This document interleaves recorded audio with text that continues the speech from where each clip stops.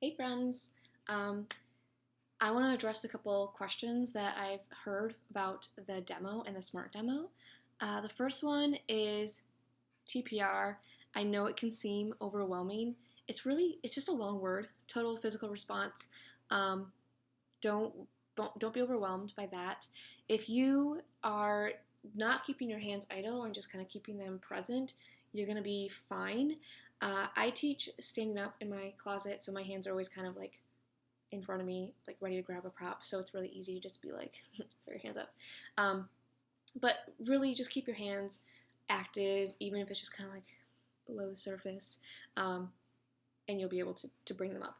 And some of the most common TPR, if you use just these, you're going to be golden in your demo. The first one is this. You'll see this all the time. If you do this after you say something, it means to the student, repeat after me. So you'll be like, he likes to play soccer. Good. The thumbs up is great. That's TPR. You can use it for like. Do you like to play soccer? I like to play soccer. So the thumbs up is always a good one to use. You can accentuate some things you're saying. So put your finger kind of here on your chin and be like, he likes. Or you can be like likes to get them to form those pronunciations correctly. So some of those things are super simple. I use this for play all the time. I think that's the sign language for play, but like he likes to play soccer. You don't have to know any of that stuff. If you just do like this, that alone is going to be great. But if you can just use your hands throughout, that'd be better. Definitely if you're talking about expressions, so happy, sad, point to what you're doing, like happy. You can accentuate your mouth is going up, sad, your mouth is going down. Point to your eyes, point to your nose. You can just use your pointer. Basically, the way I understand it is if someone were to do those signs to you wordlessly, you'd be able to understand what they're saying. And that's how you know you're doing the right thing. So TPR, it's just like you can demonstrate how many words are in a sentence, accentuate things, get them to respond. That's really all that it is. It's meant to help clarify what you're saying because this is all new words, so it helps just add an extra layer of what you're saying to them. Also, it gets them to engage. So if you're like happy, they might be like happy, Or if you want to talk about soccer and you're sitting down, you can be like he kick or something. I'm pregnant, so I'm not even gonna try to do that. But you could be funny and get them kicking or something like that. You could have a soccer ball, hold it in front of the screen, and be like, kick the ball. Some kids will go crazy for that. Some won't care at all. And that's just, don't worry about that in your demo. I'm getting ahead of myself. That'll be when you start teaching. In your demo, just keep it very simple. The stuff here, and you're all set. Another question was in the SMART demo is if you should do an introduction or not. And my opinion is yes. I think in any job interview, not just VIPKID, a business coach would tell you to talk about the job as if you have it. You dress for the job you want. So you want to be a teacher. So if your name is Susie Smith, you're going to say, hi, my name is Teacher Susie. What is your name? Thor, it is nice to meet you. Or you might be like, my name is Thor. If you're pretending the student didn't answer in a full sentence, or they did, and you're just like, good job.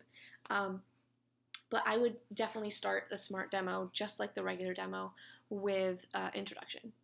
Tell them who you are. You are going to be Teacher Susie for the rest of your career with VIPKID, so get going now. Tell them who you are. Let them know that you intend to be Teacher Susie. and it also demonstrates to them that you can introduce yourself to the student, because they don't really care if you can introduce yourself to them. You're not going to talk to them again after the interview process. You're going to be talking to those students. So just make sure that you are introducing yourself. I generally think that you should do so, and asking at least one rapport question. So I said, what is your name? And then TPR. So I would do that. You have 2 minutes, so you have plenty of time, because you're only going to spend about 1 minute on the actual slide itself that you're presented. So introduce yourself, ask a rapport question, and then just pretend that you've like fast forwarded to the first slide. Let's just say you got the slide. It says, he likes to play soccer. It's got a picture of a boy playing soccer, and it's got the sentence, he likes to play soccer underneath. Likes is in red because that's our target word and our target sentence. So you'll just jump right into it. So you're like, what is your name? Thor. It is nice to meet you, Thor. And then you're just going to go, like. Good. He likes to play soccer. He likes to play soccer.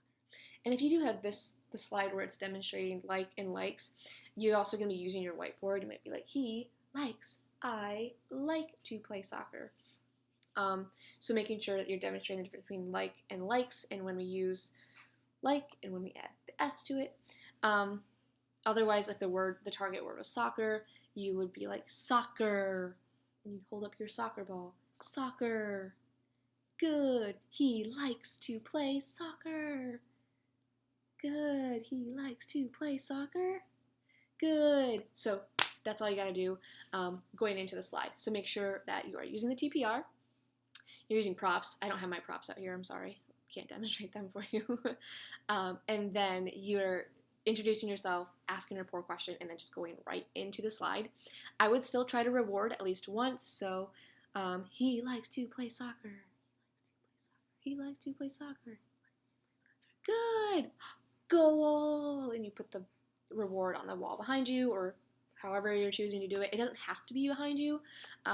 It's strongly recommended that the reward is visible to the student at all times. But whatever reward you're choosing to do, I would try to do at least one during the slide that you're demonstrating, and then just saying goodbye. And by that point, you should be right about 2 minutes, so you're all set. And then I don't know if you can hear my son. He really wants to play soccer too, apparently. Yeah, and then I think there was one more question. Okay, incidental language. If you're worried about incidental language, just remember that the only words you actually need to speak are already on the slide for you. You don't need to throw in any extra words. Obviously, I'm using a lot of incidental language in this video because I know that you're a fluent speaker. But in the slides, it'll have the target sentence, and your goal is to get them to be able to say that target sentence. He likes to play soccer. Good. You can say good. They know what that means. And then there's what we call extension. So maybe you know from previous lessons that they know the word kick. So you can be like, he kicks the ball. He kicks the ball. Good. Or you can ask, do you like to play soccer? And then if they might say yes or no, and then you go, yes, I like to play soccer. Very good. So you don't have to extend in the demo. I'm telling you this if you are feeling very confident and you would like to, or if you have some time and you want to ask an extension question at the end. Extension just means you're going beyond the target sentence and you're getting the student to engage beyond what that material already is, but it should also be something that is related and that they understand. And you don't necessarily know what that is at this point. You won't even know your first day teaching necessarily. It might take a few classes within a few lessons to be like, oh, okay, I know that they have not learned the word kick yet, so I'm not going to use kick. But they do know the word throw, so I'll be like, do you throw a soccer ball? If I'm choosing to extend that way, that would be perfectly acceptable. But again, you don't have to do that. If you want to just stick with using your props, using your whiteboard, and then just getting them to repeat using TPR, that's all you need to do in the SMART demo and the regular demo as well. You don't have to do extensions. Just make sure you're meeting the objective sentence that's on the slide, using the words that are in the slide, obviously, and then using props. So that's all that there is to know as far as the questions that I received. But if you have any more questions, please do not hesitate to reach out to me. I am more than happy to answer those. I'll make another video or I'll add to this video. Who knows? We'll figure it out together. And then I did mention this in the last video, but if you would like the PDF that I use for all of the props, just sign up for my referral code and you will get that. And then just a couple of quick reminders. When you're doing your video, make sure you have decent lighting. I'm in my living room right now with all of the lights turned on, and it's decent lighting. It's fine. If you had lighting like this in your video, you would be fine. You would pass. If you have like a ring light or a lamp or something like that to put in front of you, I've got a little bit of shadow going on here. That would be even better. But this setup, it works, you know, especially if you're doing your demo or your smart demo, you're in the beginning stages. So something that looks like this is perfectly acceptable. Don't worry about some of the other videos you see where teachers have all this set up. You will get there, I promise you. Just start out with something that works. Natural lighting, LED bulbs, those saved my life. Everything else was really yellow for a long time. So just make sure you've got good lighting. Make sure your background is decent. If you're doing your smart demo, you don't actually really have to have a teacher background. Something like this would be fine, except I would put that picture down. I think it's cool, but 5-year-old students might not agree. A woman with octopus legs is legs? Anyways, they might not think she's cool, so I would take it down. And then the lights that I have up behind me can be a little distracting, but it's not the end of the world. Especially if you're doing a smart demo, it's only 2 minutes, so don't worry about it too much. But if you are doing the 5-minute demo, then I would just be cautious of something like this. I don't have a lot of choice at the moment because everyone is sleeping in the other 2 rooms, so this is the only room left. Here we go. But I would not teach with this background. You would want something educational, but it is bright, so bright is good, you know. Some color, throw some color back there. It does not have to be anything fancy. Literally just like a map of the world or like the alphabet behind you would be fine for now. It's just showing that you understand that you are essentially creating a space for your students. They're going to come to your classroom, and it might be a virtual classroom, but it is your classroom, so take good care of it. Create a background. Headphones, make sure you have some if you're doing the demo. Borrow them from someone if you can. If you're doing the smart demo, it's not as mandatory, but still recommended, so have those. Props, I mentioned the PDF. I will send that to you if you sign up with the referral code, and you have, I have black and white options if your printer's broken, like mine, and then color options, so you can print out a couple different ones. And I laminated mine with packaging tape, so you can get creative. You just do what you gotta do.